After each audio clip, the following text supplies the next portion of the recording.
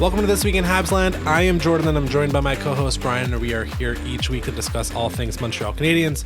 You can find us on social media on X and TikTok at HabslandPod. So Brian, not quite a pointless week, literally and figuratively. Before we jump into our headlines, any quick housekeeping news and notes to provide? I guess the main one is that Oliver Kapanen was loaned to Timrå IK of the SHL. So goodbye to Kapanen. In the SHL, buddy, you're going to get a lot more ice time, a lot more, especially offensive responsibilities there.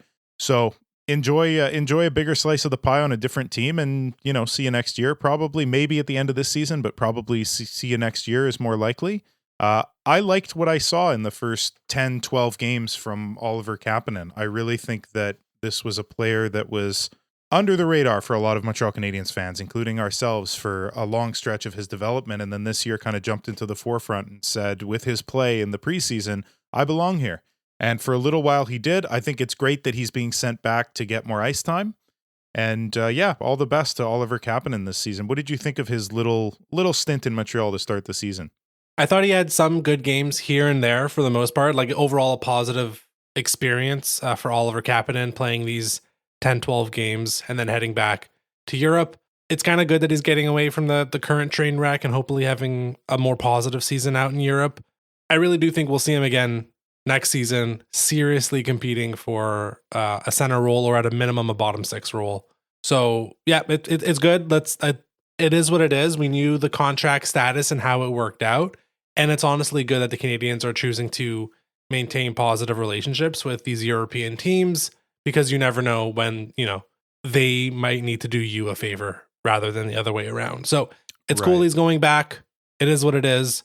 Let's unfortunately turn to the team on the ice who played 3 games this week, didn't win any of them. I will say before we get into it, because we're going to get into the Leafs game for sure, the Calgary game and the New Jersey game were, I think at this point, the prototypical 2024-2025 Montreal Canadiens experience. Inconsistent, brief moments where they're actually kind of good, like in that first period against Calgary, which I thought was really great. And then it just progressively went more and more downhill. Same goes for elements of the first period of the game against Toronto. And just in general, nice fight back against Jersey. But yeah, let's get into the week. 3 headlines we have this week, all related, as one would expect in some capacity. But we'll start with mine. Mine is one word, and it is lifeless. So in part, this is a microcosm commentary on the Leafs game on Saturday, which I thought was lifeless, but I think it also just draws out to the rest of the season. You can think back a week ago to the Penguins game. There has been just a lot less joy in the team this season, and we're going to get into many reasons why. I do think that while the defense has been somewhat better defensive recently, and yes, there are a lot of individual mistakes still happening, including multiple that directly led to goals on Saturday. But I find it's the offense's play, Brian, that's where there's the lack of fun, the lack of joy, that other than Caulfield's really hot start, I haven't really been able to point to anything in the offensive zone that gets you, here and there, Lane Hudson will do some stuff still. I'm not denying that. But overall, there's been a lot less joy in the team, and that it makes some of these games like we saw on Saturday night feel a little hollow, a little empty. Is that a similar experience that you've been having watching some, not all these games, but some of these games? Yeah, I think calling them hollow is actually being a little bit nice. They've been practically unwatchable at times. There have been entire stretches of a period or more have been just mired with these little points of unwatchability where the team is so boring and flat. When you talk about the offense, and that is usually where the fun comes from, and that's what we saw last year. We saw, especially the last 40 games of this season, Caulfield, Slavkovsky, Suzuki playing together on the same line. And I want to get to that later with my headline. I think we're going to do it third, where that line produced a ton of offense and did it in a very fun rush opportunity way. And then when they had some consistency in the offensive zone, they were cycling nicely. And the lack of cycle chances, the lack of even rush chances this week, a lot of that stems from Martin St. Louis making an attempt at balancing the lines. So, taking those guys apart and putting Slavkovsky on the second trio to sort of balance things in the top 6 a little better, or we just simply are lacking confidence. And I think it's probably a bit of both. I think the lack of confidence at this point with this team, especially offensively, is really kind of glaring. Yeah. That's all one thing. The bigger thing that's really awful to me is the lack of compete level. Okay, so let's So it's get one thing for them not to be fun, but to not even really compete for entire periods. let's get into that, because I think if we're going zonally, let's just close the point on this. I think defensively, I'm not saying they're stalwarts suddenly, but in the defensive zone, us putting aside some brutal individual mistakes, I think they've been better the last 3 to 4 games. And by better, I mean like league average. As they progress into the neutral zone, they are now terrible there. Like, that is where all plays go to die right now. I thought Saturday they were pretty good at getting the puck out of the zone against Toronto, in all honesty. From the defensive zone to the neutral zone, right up into the offensive blue line, like the amount of times they turned the puck over at that point, or they would potentially get the puck just barely into the offensive zone and immediately lose it. And it was just like a cycle of repetitiveness of nothing. So in terms of the team's gameplay, that's what I've been seeing. Let's bring it back to the compete level. Brendan Gallagher, right now, let's give a bit of praise, because Gally's been great. He is the one guy where his give a bleep meter is at a 10 out of 10 right now. I don't know, even Jake Evans, like Evans is close, but like other than Galley, I don't see anyone else every shift right now. I mean, you saw him on Saturday night after he scored. He was giving it to the bench. And it was like 50% like, let's go boys, let's get him, and 50% like, you know, get your head out of your ass. Let's move on here. It's just hockey. What's wrong with the rest of you? Yeah. And that's great. I love how we're seeing that leadership from Brendan Gallagher. He's now at 225. We saw it. That was something we mentioned about a month ago of maybe he would have a chance of passing Max Pacioretty. Got real close. Well, you said it half in jest. You said it kind of jokingly, like, as if this would actually happen. He's one behind him. He almost did it on the night they played him. So close. Yeah. So Saturday night, we were talking about compete level. I thought the best line was the Lucas Condotta line. Yeah. With Emil Heineman and Yoel Armia. For the most part, I know things moved around 100 times, mostly in the top 6 or the top 9, really. I don't think it's a mistake or by accident that is suddenly the line that was being physical, getting brief moments here in the offensive zone. Look, again, them too, there's a lack of talent. And sometimes when they would bring the puck from the neutral zone into the offensive zone, would lose the puck here and there, but Armia would try to fight back. We talked about it last week. We're going to talk about it again. Like, who could you call up? What could you do? Lucas Condotta is a great option here, just to add a little bit of, not even spark, because spark almost refers to like offensive spark, but like just some, and I hate using this term and I'm apologizing for using it, grit, something, right?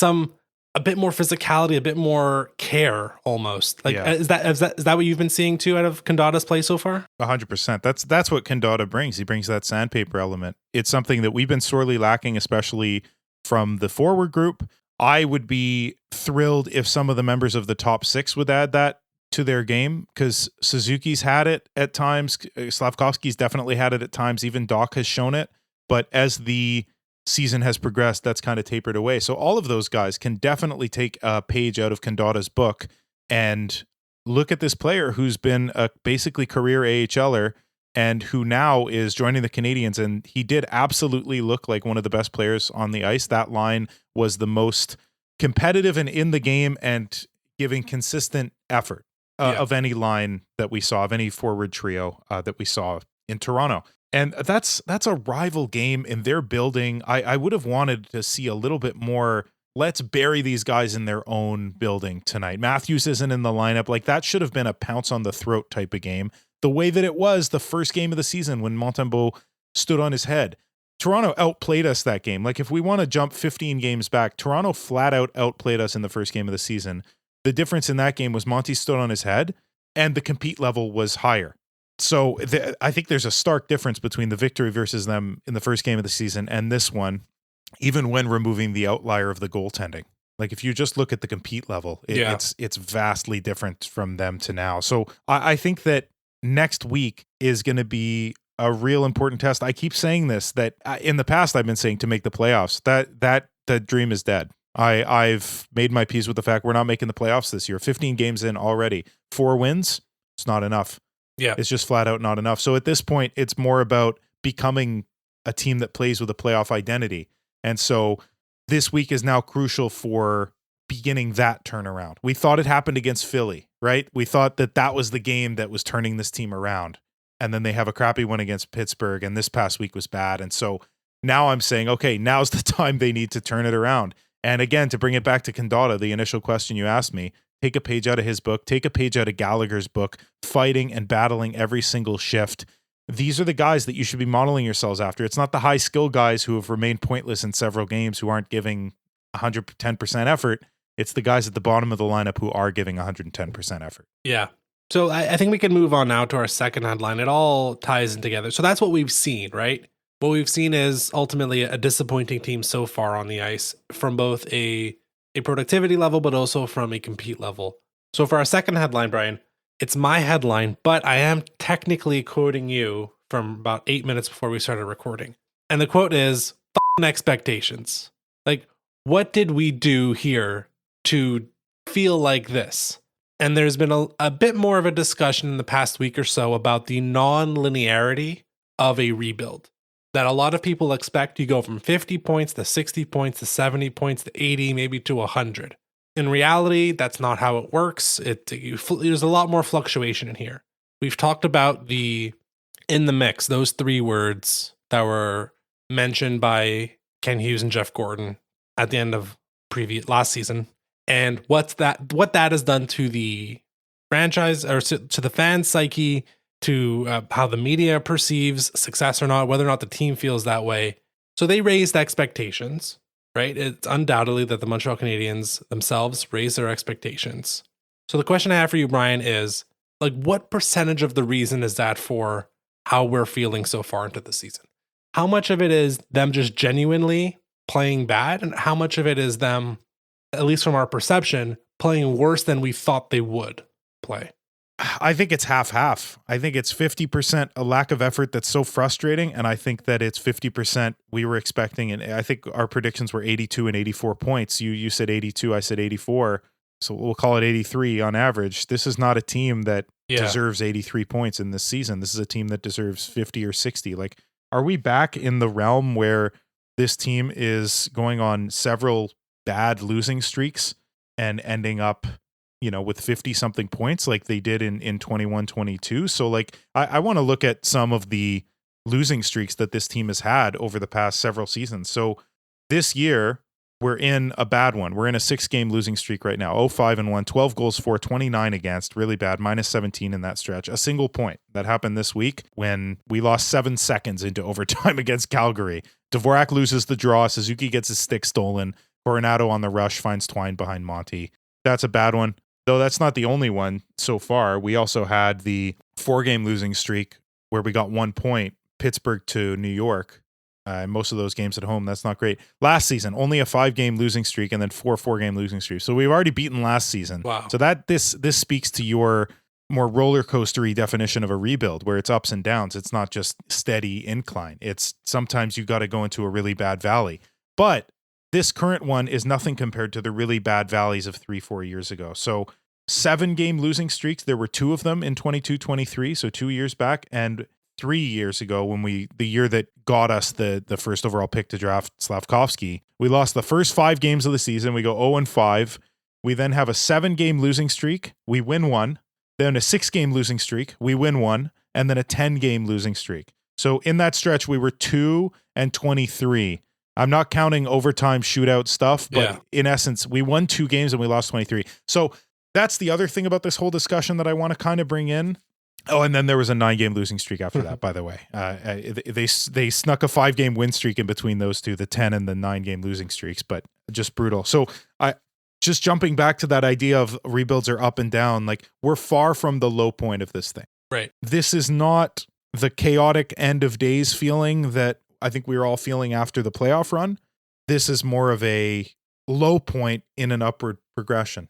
And these are big lessons that this team has to learn. How do you get out of this thing? Yeah. So I think there's 2 things I want to add to this. One is, and you just touched on it a bit in terms of how does the team get out of this? My real expectations, forget in the mix. My real expectations were that this year we would start to focus more on team growth rather than individual player growth. And I think I said that probably sometime last year, that this would be the season where I start shifting towards, I'm expecting the team to start actually getting better now and focusing a little bit less on, this guy had 2 or 3 nice games and I'll look at his Corsi and, X, Y, and Z, which we would still be doing. But I was expecting some capacity of, but the team itself as a unit, because most guys are here now, are moving up together slowly. So that's one bit I wanted to mention. And the other is we do have to still remember the Canadiens traded away Jake Allen, Jonathan Kovacevic, and Jordan Harris. If the goal was to be as good as they can be this year, then they wouldn't have traded those guys. They would have kept those guys because those guys are more stable and are probably better players in 2025 than some of the alternatives like Caden Primo, like Justin Barron, or Bajakai, Jaden Struble. But the decision was made to move those guys because we're still looking 2, 3, 5 years out. So there was we have to remember that part, like a solid 1B goalie who's been decent in New Jersey so far, and 2 very steady, but let's be honest, guys who top out as at best number 4 defensemen in Harris and Kovacevic. But we lost that steadiness. Yeah. But it was a calculated decision to say, we get it. Like, we could get better with these guys on the team this year, but per our evaluation, us being the Montreal Canadiens, we want to give Caden Primo a chance. We want to try a little bit more with Justin Barron. We want to try a little bit more with Bajakai and Struble. That's what they did. So yeah, they got worse because the bottom fell out in terms of the defensive structure. But yeah, I'm still just still weighing it back and forth of, were the expectations set too high, or should we have, and we haven't mentioned it yet, but obviously Patrick Laine injury changes a whole heck of a lot in here. Of course. We should have probably let off with that when we talk about expectations. You have to add the caveat of Patrick Laine's injury. But yeah, it's the expectations and the discussion around it and how rebuilds go, and people trying to declare whether this is already a failed rebuild or they need to start over, or St. Louis being fired. First, again, we're 15 games into a season that was never going to matter, but they need to still make sure that the ship is going in the right direction.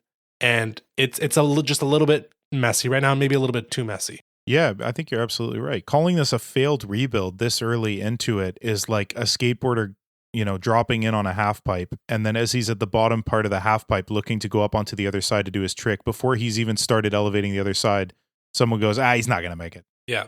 He's not going to make it. Not enough speed, whatever it is. I don't know skateboarding well enough to make a proper analogy here, but that's sort of how I feel about it, of we're probably halfway through this thing realistically. Third year of the, I don't consider the crap year part of this actual rebuild, because that's when sheep hit the fan, essentially. That's when that happened. And so the next year of picking up the pieces and restarting is when this actually started. We're in year 3. 5-6 years, that's a standard sort of rebuild. Look at the Colorado model and you'll see a proper rebuild that works in a team that's consistently competing. And that's what we want. We're not interested in the Ottawa brand of a rebuild that just lasts forever, or Buffalo. And I am saying that intentionally here to also bring our attention to our expectations and how we all sounded like Ottawa Senators fans, including you and I, Jordan, this offseason. This is the year that we turn the corner and we're going to be in the mix. And I mean, we're not saying we're going to make the playoffs like they do every year, but certainly I think our expectations were absolutely too high. So you're absolutely right to bring that up as well, that when you set the expectations that high, sometimes you're disappointed. And that's okay. It's been a crappy week. It's been definitely a crappy start to the season. 4 wins in 15 games. This is not what we wanted. But this is just a valley that we're going to pull ourselves out of. The Montreal Canadiens have, I think, the core necessary to pull themselves out. And Laine, I'm very glad that you brought him up, because he's skating again, which means that his progression towards coming back healthy is looking good. Yeah. It's looking like he's sort of on time for that, for what we are expecting, December, January return, something like that. When he comes back to the lineup, your top 6 is a lot more steady, I think, than it was. And you can now naturally balance out the top 6 rather than making it 2 imperfect trios. You can have 1 really great trio and 1 good trio, I think, rather than 2 average at best, middle 6 trios as your top 6. Because you're having to spread the wealth. So that's another sort of shining light that we can look to soon and say, Laine is coming back eventually. That's going to help pick things up. So I want to get into the top 6, but I'll wait till your headline to wrap this all up. You mentioned the Avalanche. They drafted Nate McKinnon first overall in 2013. 4 seasons later, 4 in 2017. Do you know how many points the Colorado Avalanche finished with? I do remember it was a bad year. I want to say 70-ish, 75. They wish. 48. Wow. So this is 4 years after drafting their centerpiece, right? I'm not comparing McKinnon to anybody, but I'm one just of the saying, top 5 centers of this era. Exactly. Right now. And so the fifth year, they blew up and got 90 something points and made the playoffs. So it takes time. It takes a lot of time. So let's move on. We've talked about what's been happening. We talked about why we maybe feel like this. Brian, now let's talk into what can we do? Yeah. So my headline is, where do we go from here? The initial idea for this was, say you're in Martin St. Louis' chair or Kent Hughes' chair tomorrow. What changes do you make to the roster, to the lineup, to the deployment? I'm not including in this the strategies, the defensive strategy we've talked about a ton. Yeah. I'm sick of it. You're sick of it. Let's leave it on the back burner. But let's just talk in terms of the deployment of this team. Number one, roster moves. So from my point of view, it's pretty simple. Send down Dvorak and call up Roy. I'm at a point now where I'm sick of watching an imperfect top six with minimal scoring ability. So I want Roy called up, and I'm sick of watching Dvorak in a Montreal Canadiens jersey. I think last week or 2 weeks ago I said, well, he just had his best game of the year. Let's wait till the next lull. Yeah, it happened the very next game, and then the 2 or 3 games after that. So I've seen enough. Time to call up Roy. I wonder if you have anybody else, because last week you said maybe let's call up 3 guys and send down 3 guys. Really send a message. Do you still feel that way? Yeah, I think I do. I've thought about this a lot over the course of the week and how they've played. I still think 3. Now, Kandata did come up for Kapanen in theory, so maybe 2 makes sense. But I don't know. Roy, I 100% agree with. Now, with Kapanen gone, it does make Dvorak's utility on the Habs a bit more important, because unless they trust Kirby Dach at center, which I'm sure we'll get into how the top 6 is formulated in a moment. But right now, the Dach's not being at center. You still have options. You still have Newhook that can be there. You can still obviously do stuff with Jake Evans, maybe Lucas Kandata, right? Like there's still stuff you can do. Yeah, I would still bring up Josh Roy, and I would still bring up Luke Tuch. Even if Tuch is just around for 2 or 3 games and you send him back to Laval for their weekend games, like bring him up for the Monday game and the Thursday game and then send them back. I think that I need to see the compete level, and I think they need to send the message in some capacity, and you are very limited with the CBA as to what you can really do, right? Like you cannot risk sending down, I know I mentioned it last week, and he bounced back. You cannot risk sending down someone like Alex Newhook, right? It's not even close. He will get claimed. Same goes for a lot of the guys that are struggling right now. You just can't do anything. And we can talk about whether someone should be scratched in some capacity. But if it's still me, I'm still doing Dvorak and Armia down, and I'm still doing Roy and Tuch up. I know Armia, it comes and goes with Armia. I took a bad penalty against the Leafs. But for the most part, like, you're limited with your choices. So I would still make those 2 choices. Fair enough, man. The only reason I didn't look at Armia was because the Armia Kandata Heineman line worked so well, and so I'm sort of thinking leave those 3 together. But if Armia goes down and Tuch comes up and just gives that much more grit to that 4th line, that makes a lot of sense too. So okay, so that's the roster moves. Nothing on defense really to speak of. I think Mailloux still needs to simmer, work on his defense, because for the Montreal Canadiens themselves, defense is a big problem. So let's have our young, very good prospect. I will say, though, in passing, I think, what game was it? I think it was the Devils game. Hudson passes to Savard for like 2 one-timers in a row on the same shift. The shift later, he passes him another one. In the span of that game, I think he gave Savard like 4 one-timers. And as I'm watching that, I'm going, if Mailloux on the blue line with Hudson receiving those one-timers, 2 of these goals are going in. Whether it's Mailloux off of Mailloux' stick or a tip or something, like Mailloux just has a blast. And Savard has an okay shot, whatever. But Mailloux really has a howitzer, so that in the future, that could be fun if they both work on their defense enough to be paired together. So that's the defense. Forward trios. We talked about the 4th line, whether it's Armia Kandata Heineman or Tuch Kandata Heineman. I'm pretty happy with that. I want to see more of Kandata, more of Heineman with him. I think that kind of worked. They were the best line in Toronto on the road, so let's keep that together. What about the top line?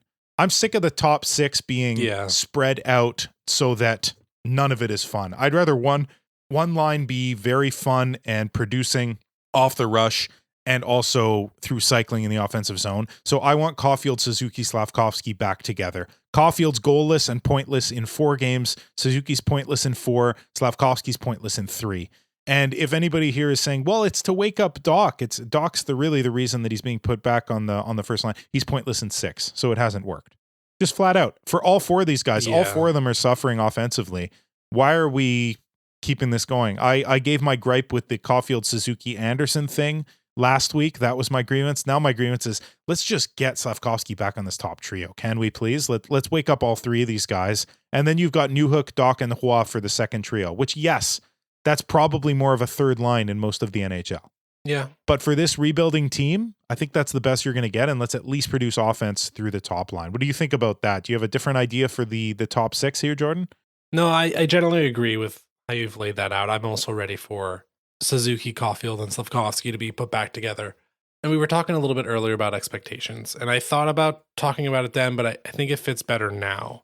I'm starting to come to the realization that Kirby Dach and Juraj Slavkovsky are just not where they need to be for this team to take a step forward. In the preseason, not even the preseason, in the offseason, after the Line A trade, I think most fans would have said, hey, we're pretty confident in 5 of our top 6. Like that we have 5 top 6 forwards. Juan Newhook can battle it out for the last one, maybe Armia.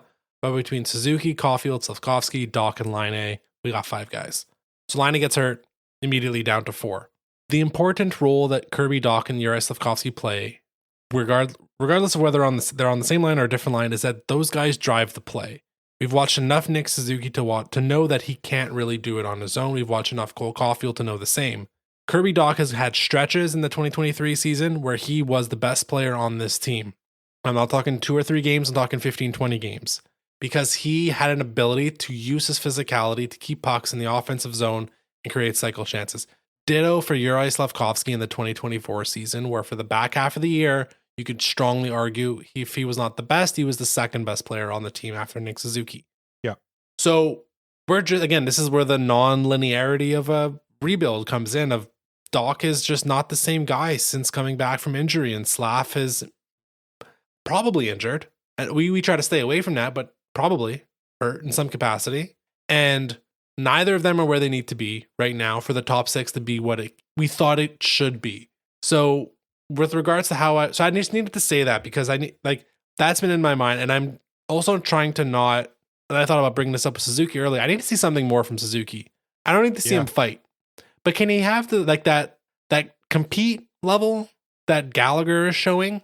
Like Nick needs to be showing the exact same thing. I know it's not his game. I know he's the quiet, silent leader who's just doing hard work, plays every game, Iron Man streak and all that. But I still need to see a bit more from Nick. So I'm not absolving him from it. But I think it's Dach and Slav that have been off. So I'm totally okay. I know that's a bit of a tangent from what your initial question was. But I am okay with the OG first line coming back, putting Dach back to center, and then having Newhook and Roy. I think that's fantastic as an option. And you just ride it out until Line A comes back. And not that Patrick Line A is going to solve all the issues here, because he's not. But I think maybe you just do you know what this is? To finish my point, you use a skateboarding analogy. I'm going to use a different one.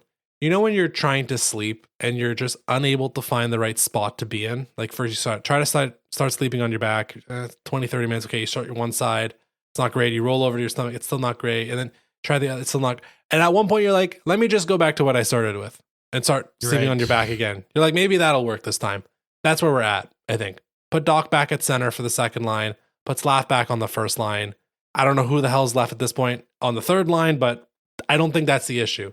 Give me toughness and gritness on the third line, and you have Galley will be on that third line. And I don't think pushing Gallagher up to the top 6 makes sense. We don't want to push Galley more than 14, 15 minutes a game.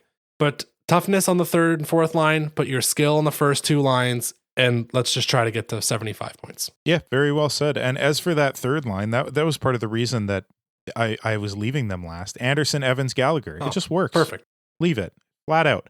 It just works. Defensively, they're sound. Evans and Gallagher make sure of that, and Anderson has improved there. The physicality, the energy, Anderson, Evans, and Gallagher have all been showing that this year. The grit, what we talked about before, that sandpaper. So I think that's fine. So that's the forward trios. We talked earlier about the defense pairs, no roster moves, but like in terms of deployment, do you like Matheson, Goalie? Because that way Goalie gets a ton of ice time and it allows Hudson to play on his proper side. We saw Matheson, Hudson be tried out, which I just had a vision of both Matheson and Hudson behind the offensive goal line looking at each other like, wait, if you're here, like that Spider-Man thing, if you're here, then who's guarding the blue? Oh, no one's guarding the blue line. So I don't like that too much. I like that Savard rarely, if ever, jumps up into the play offensively, and so Hudson has that opportunity to do so. And I think Matheson Goalie just works. And then the bottom two, oh man, who knows? Yeah. Who knows about those bottom two? I know I'm a broken record with this, but Hudson Goalie, Matheson Savard, hold on for dear life. Like, those are my three pairings. And it is what it is. I think a smaller dose of Mike Matheson is still the better choice. Also because Lane Hudson can clearly do it. I think Hudson and Goalie might as well give him 23 minutes a night, see what happens. And then that third pairing, we're still searching for consistency.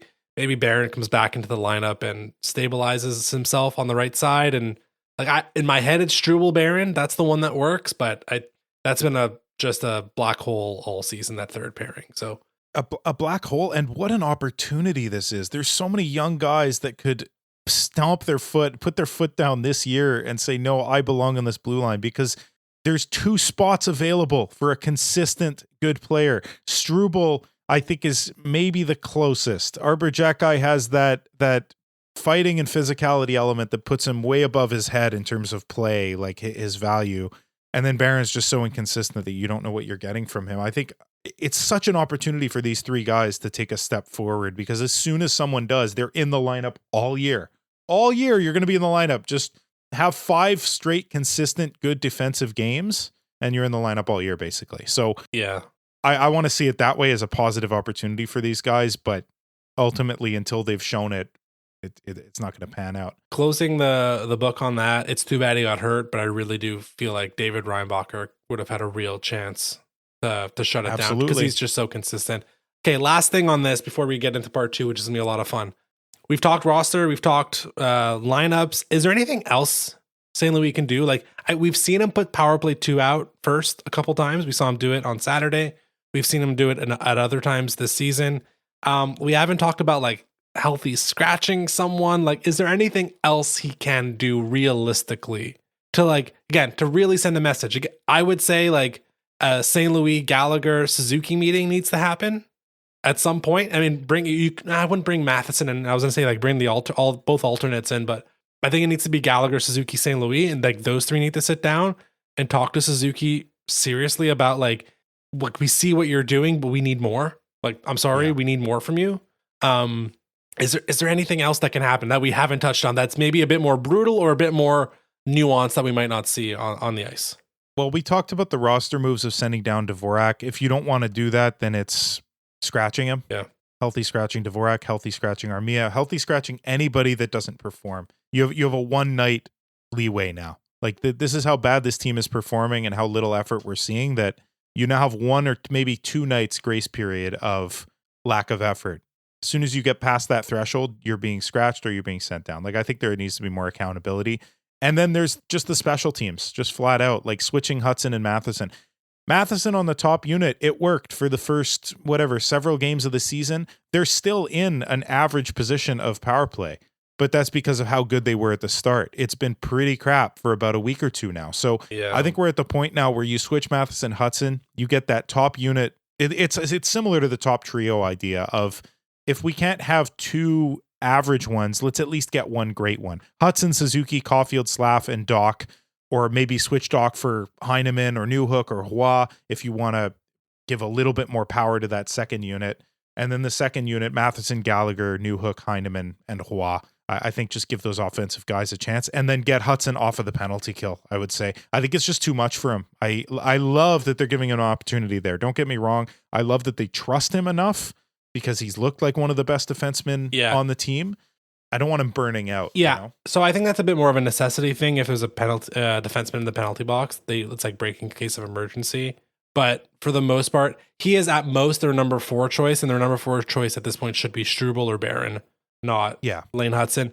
In terms of the power play, I mean, you said that it's maybe because of their hot start. Honestly, like, correct me if I'm wrong, the Habs had 2 power play goals this week, and both were scored by the second wave.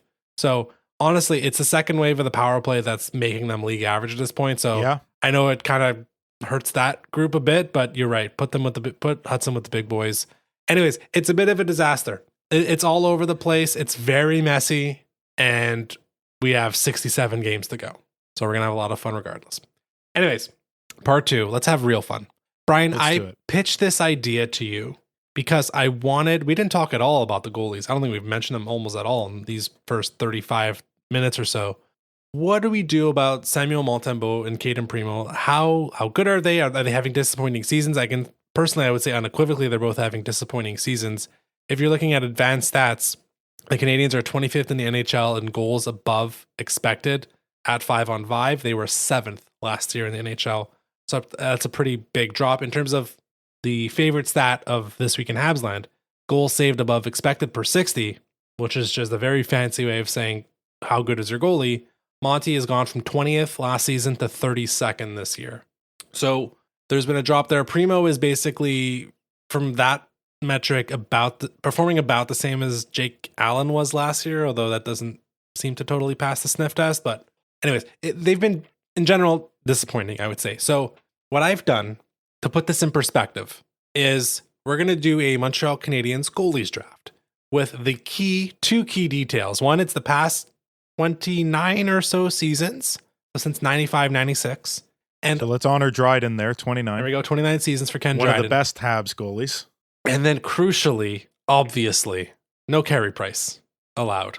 This is the Carey Price. We can call this the Carey Price goalie draft. Carey Price Memorial goalie draft. He is not allowed to be drafted here. Is there a reason we're starting in 95, 96? Is there another great that we're trying to avoid drafting as well? I am very quietly trying to not allow us to draft Patrick Roy, who had, I think, 22 games in that season before just an absolutely brutal performance against Detroit, and then he never played for the team again. So he got a real. I don't remember that night. What happened there? Anyways, yeah. Okay, so leave those two legends out. Yeah, and I think we can go 4 rounds. We'll have 4 picks each, so 8 guys will get drafted, and I think it's gonna get pretty bad. And obviously, Samuel Montembeault and Caden Primo are eligible here. I don't think we have any strict eligibility. I think you've cut it to guys who've played at least 40 games.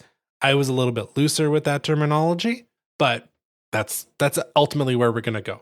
Brian, would you like the first pick in the draft? Yeah, I want lefty. Are you kidding me? I want Theodore. Okay. Yeah, Jose Theodore. First overall pick, absolutely. Just over 350 games played with the Canadiens. 141 of those were wins, 23 shutouts. He destroys anybody else on this list. Obviously not Price or Well with 49 or 29 each. But 23 shutouts in 350 games, that's pretty good. 911 save percentage, 262 goals against. Lefty was great. And he also provided some absolutely fantastic behind the back, swing your stick around and pull the puck off the goal line type of saves, reaching back with the glove. He was a very, very fun goaltender to watch, Jose Theodore. So I'm very happy with that pick. Unequivocal number 1 pick in this draft. MVP in 2002. He is the reason they beat the Bruins in 2002 and the reason they beat the Bruins again in 2004. Also, don't forget, he scored a goal, I believe, in the 2004 season. I might be getting the year wrong, but despite the fact, I mean, he did that Carey couldn't do that. Carey tried so many damn times to score a goal and he never did, unfortunately, but Theo did. So, yeah, couple great playoff runs, incredible out-of-body experience in 2002 with the Vezina and the Hart Trophy. Easy choice, local boy, like easy number 1 pick. Okay, number 2, I think from this point onwards, I think there's a crew of 3 guys, but like even then, like it's pretty wide open. I'm leaning, and also I think critically we should mention as part of this, we're really just evaluating their careers as Montreal Canadiens players.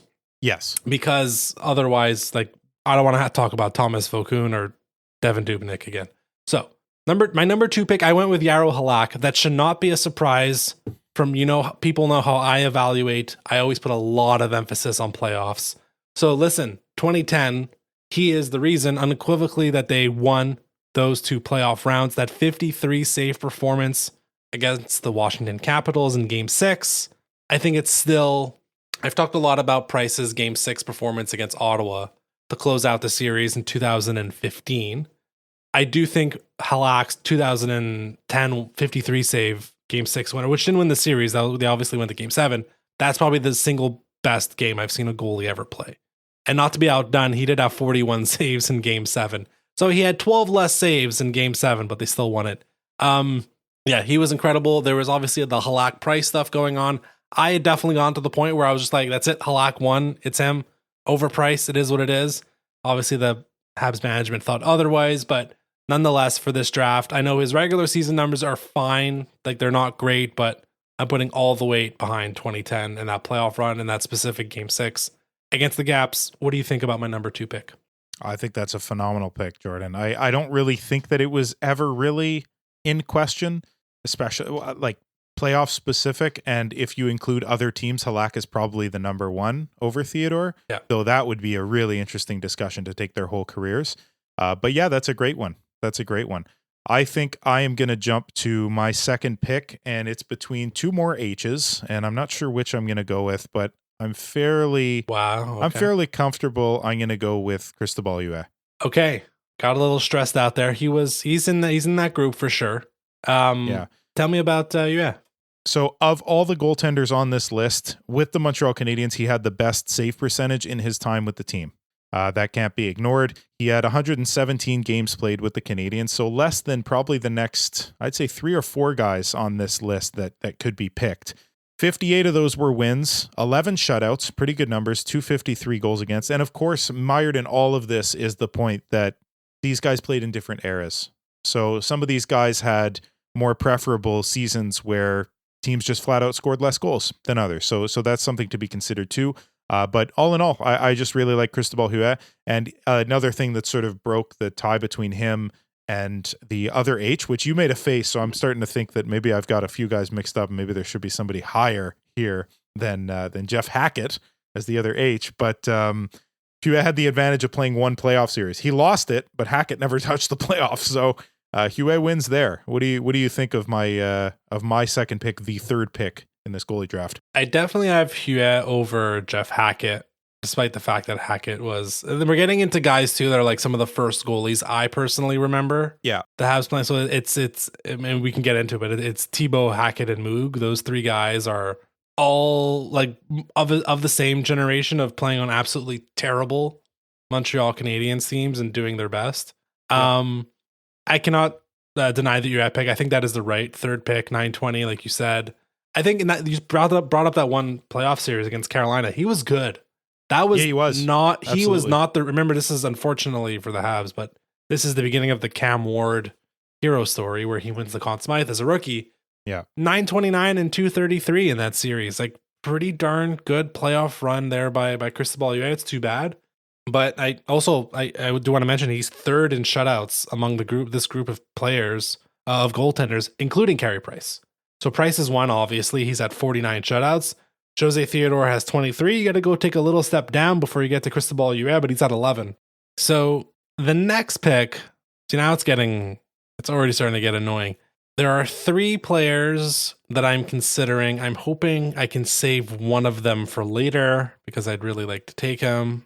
But I mean, both of them have very, very similar experiences on the Montreal Canadiens. I'm going to go with Jocelyn Thibault.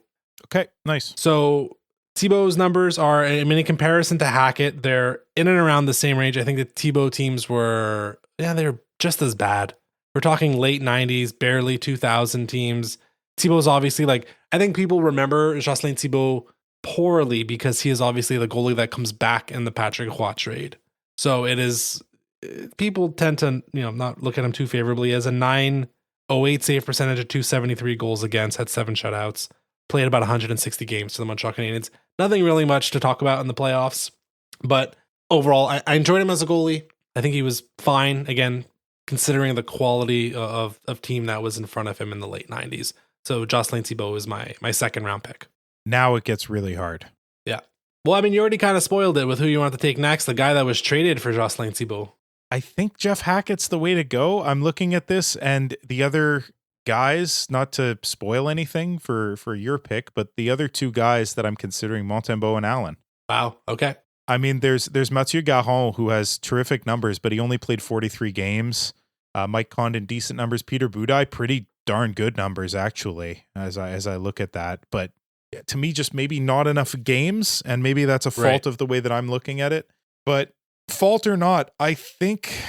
Yeah, I'm going to go Jeff Hackett. Yeah. He's the first goalie that I remember as a kid.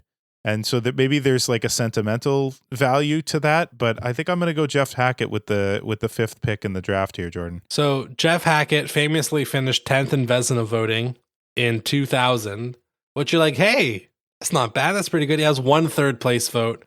I'm pretty sure it's going to have come from a Montreal media member. Nonetheless, he had a pretty darn good season, all things considered. Again, this is the year 2000. The Habs suck at this point. Like, oh yeah, until this most recent stretch, present company excluded, that team from 99, the 99, 2000, and 2001 teams, just train wrecks, brutal. 02, again, it's like the only reason 02 makes the playoffs is because of Theodore winning, literally having to win the MVP. And even at that, they were either a 7 or an 8 seed. And then 03, they missed the playoffs. And then 04, they also barely make the playoffs. Like, it's a bad run that they go on. So Jeff Hackett had to deal with a lot of that. I thought he did well. I'm happy you didn't take Andy Moog, so I'll take him next. One of the first goalies I remember had his hockey card, but like, again, last season of his career got known for being a goalie elsewhere, especially in Boston. But the real reason to pick him, again, I'm going to try my best to, and this is why I was actually strongly considering him over Thibault. Andy Moog in the 1998 playoffs, in a closing game against Pittsburgh in the first round, one of my first memories, had a Game 6 shutout. And yes, they get rolled by the Buffalo Sabres in the next round in Dominik Hasek. Like, just clobbered. Like, just absolutely different team, different planet.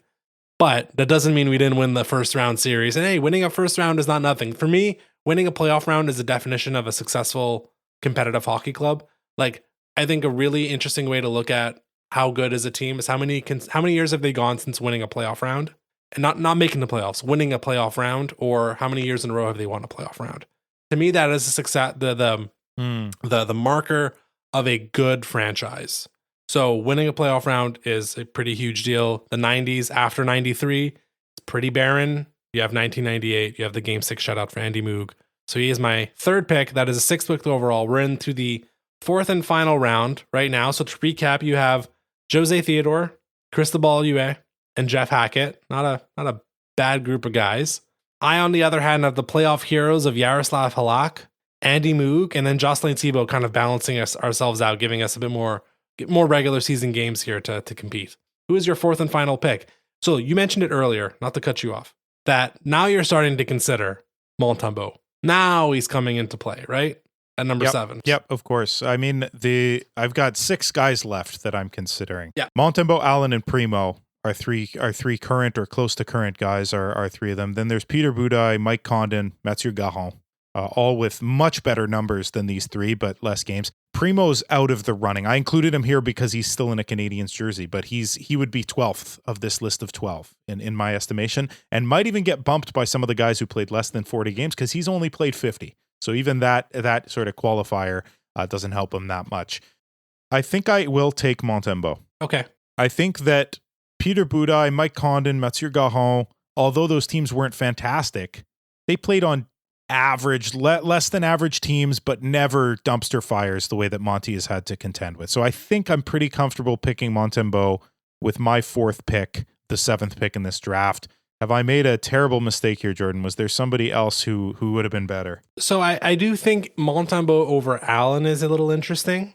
Now we're really splitting hairs here of not very great resumes. Like, they're fine. Allen's claim to this pick here is, without him, the Habs don't make the playoffs in 2021. And when Price misses basically half the season, right? So the idea would be that, and I look the way the Habs ended that season, it's like 5 straight losses. But one of their last wins is against the Calgary Flames. It's a 2-1 win.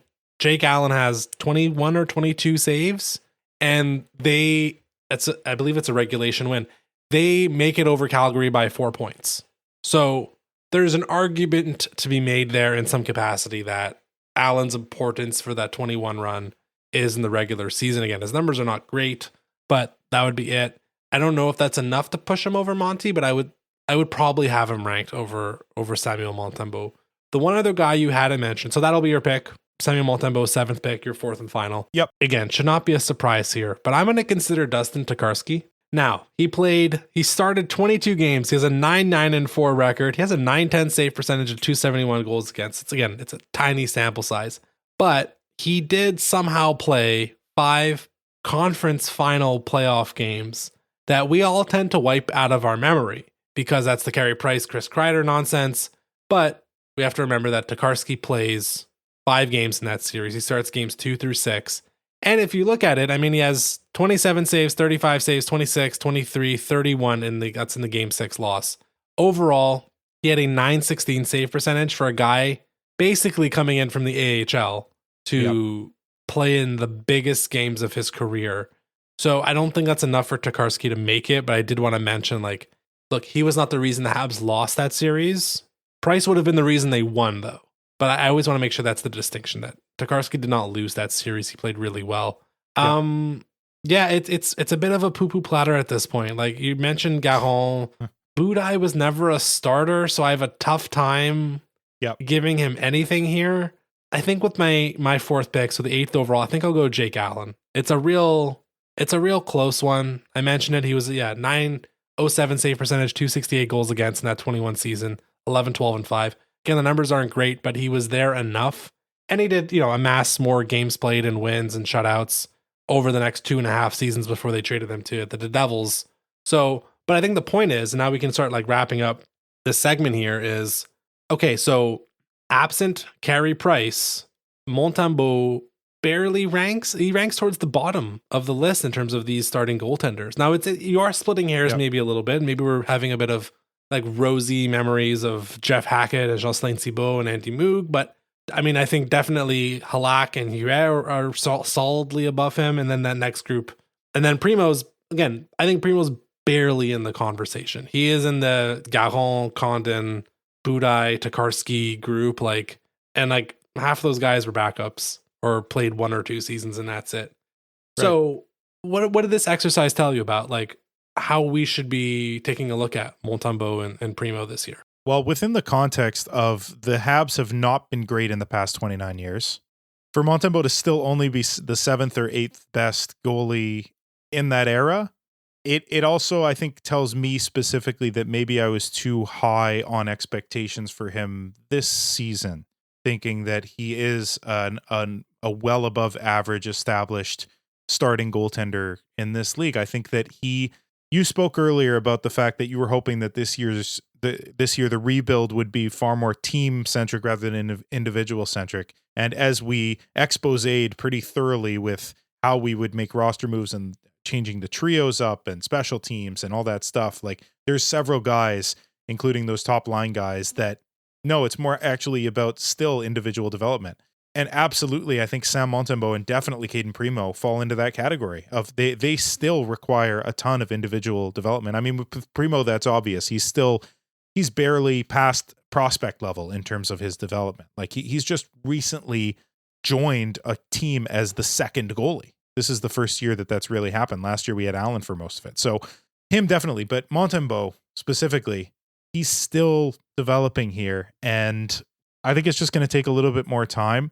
So then I suppose we could ask the question, what does Montembeault have to do to pass Moog, Hackett, Thibault? Will he ever reach Huet, Halak, Theodore? Probably not Theodore. No. Halak, Huet? Definitely not without playoffs. Not without playoffs. And so that's what we hope for this team in 2-3 years. Is Monty still the starter at that point, or does he become a backup behind Fowler or Volokin or even Dobesh or something like that? Yeah. So I also think it's not the question here. I also think it's not uncommon for Montreal goaltenders to lift the team up from what they are. So I know I just said playoffs, but Huet was so good in 2006 to make that team a playoff team too. Don't forget that. Same goes for Yarrow Halak. Monty was so good that he turned a last place team into a 5th from the bottom. So there's that too. He did that twice in a row, Jordan. So I also want to mention that it's not just playoffs. It's lifting the team up to at least make the playoffs to get to that opportunity. Brian, I want to close out with this. I want to provide you with one more set of numbers to make this maybe a little bit happier of a closer. Okay. 143 goals against average, 942 save percentage, a 6-1 record, 19 years old, Jacob Fowler. Just keeping an eye on it. Just keep a little eye on it. Turning 20 later this month. Just, hey. Oh yeah. We don't get too excited about goalies because goalies are weird. Goalies take 3, 5, 7 years. But hey, for a year and a half in, it's pretty good. Look at Charlie Lindgren. Yeah. Sometimes goalies take 10 to 12 years. Well, let's hope not that long. Let's hope not that long, but it is a process. So another guy who played 24 games for the Montreal Canadiens and was on my long list, just above like Marc Denis and Vaucoon and McNiven playing one game.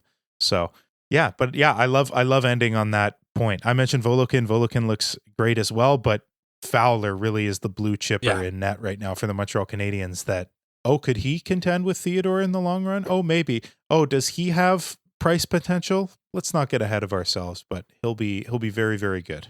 Let's put it that way. Yeah, they're a little sliver of light to end the episode of what was mostly a painful recording, but hey, that's where we're at with this team. I think next week, Brian, we're gonna take a look forward at the Montreal Canadiens' next 3 games, but I think also maybe pay a bit of attention to the Four Nations. I think we're gonna dive into that, take a bit of a breather from the Habs, unless they go 3-0, in which case all bets are off and plan the parade again. Look, they play in Buffalo, in Minnesota, and then versus Columbus. Buffalo and Columbus, those are winnable games. At Minnesota, woof. Oh, yeah. You know, bar the windows, it's a hurricane. That team is very, very good, the Wild, this year. So 3-0, I doubt it. But look, this is a week to turn things around for the Montreal Canadiens, an important one that I'm hoping goes better than these past few. And I'm sure you are as well. I'm sure all our fans are, all Habs fans are. Let's have a better week, shall we? Let's have a better week. That'll do it for this week's episode of This Week in Habsland. We will be back next week to discuss what is hopefully not a blowout loss to the Minnesota Wild. You can follow us on social media at Habsland Pod on Twitter and TikTok. And if you like what you heard, please feel free to leave a 5-star rating on Spotify and Apple Music. Until next Monday, go Habs.